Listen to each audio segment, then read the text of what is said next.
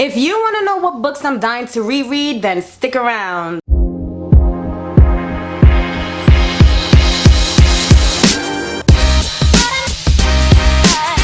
Hey, what's going on? I'm Tina and welcome to my channel. I make bookish videos for bookworms, so consider subscribing and clicking the bell for more bookish videos. So I have a few books here that I've been dying to reread, and it's been a minute, and every time I go to my bookshelf I look at them and I'm like, I need to reread these. So I figured I'd compile a little bit of a list to share with you about the books that I want to reread. So you know what the thing is, I've gotten so used to DNFing books that I haven't finished a book in a long time, and it's really challenging for me because if a book for 1 minute just does nothing for me and doesn't entertain me, then I quit it. The thing about these books, I've read them mostly and I want to reread them again because I know they're good and I know they're good books. A couple of them I just want to give like another chance to.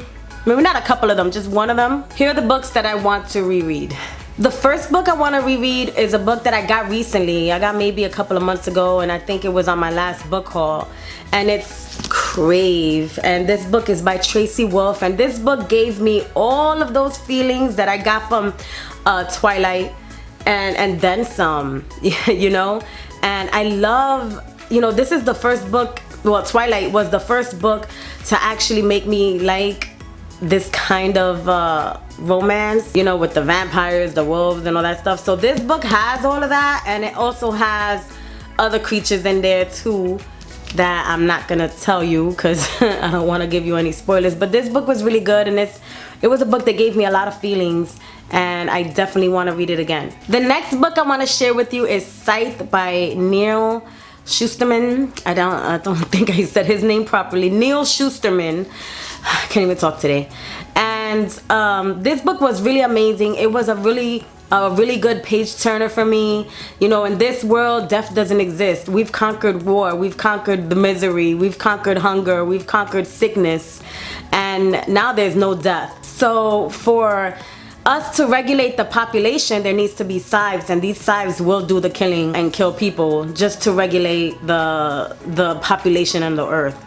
So, or in the world. I don't know if it's on Earth, I forgot. It was a page turner. So we have two scythes in training. We have Citra and we have Rowan. So they have to learn all the techniques, how to kill people. And some of these scythes, they aren't as good as they seem. So that's just a little tip. And that's what made this book so exciting and interesting. So these two scythes, scythes in training, they go through a lot of stuff. And it's exciting to go on this journey with them. The next book I want to share with you, and it's Howard Zinn's People's History of the United States. I don't know if you can see that.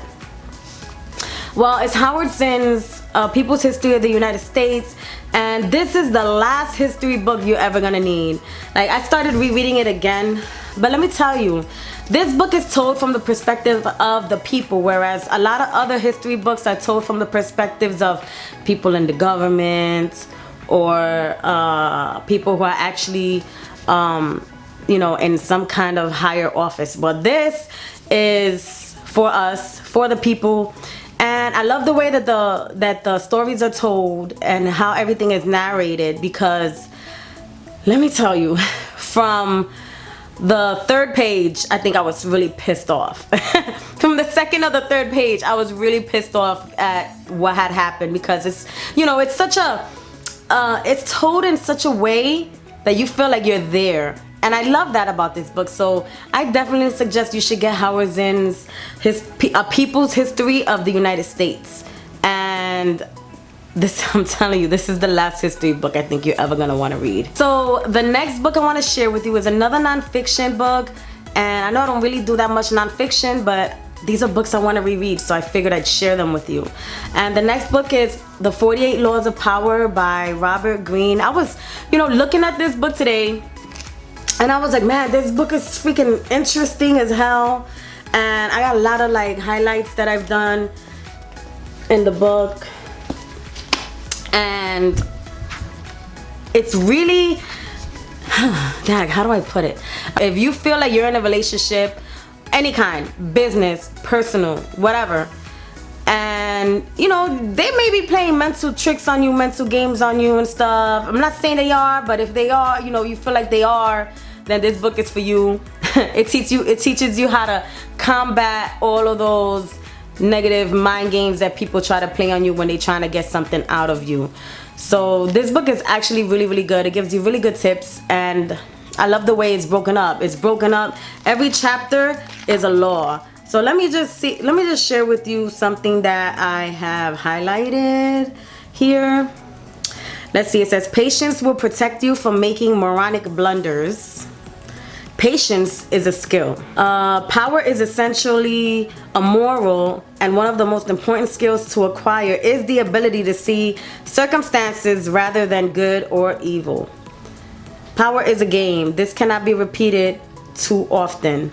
And in games, you do not judge your opponents by their intentions, but by the effect of their actions. That right there was deep.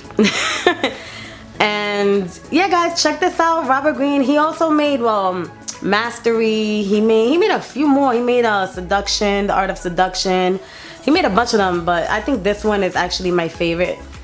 Well, I haven't read the others, but but this one is my favorite. I read it and I love it. So check it out. 47 Laws of Power. 48 Laws of Power. Oh my God. 48 Laws of Power. So the next book I want to share with you is a book that I want to give a second chance to, and I feel like it is deserved because so many people like this. So many people didn't like it either. But I'm going with the people that did like it. I'm trying to keep an open mind, and it's the book called Strange the Dreamer by Laini Taylor. You know, I DNF'd this book probably because of the flowery writing and because of the names of the characters. Like, some of these names were really far-fetched and weird. They kind of threw me off, and it kind of turned me off to the book. But you know what? I think I'm just gonna stick with it this time.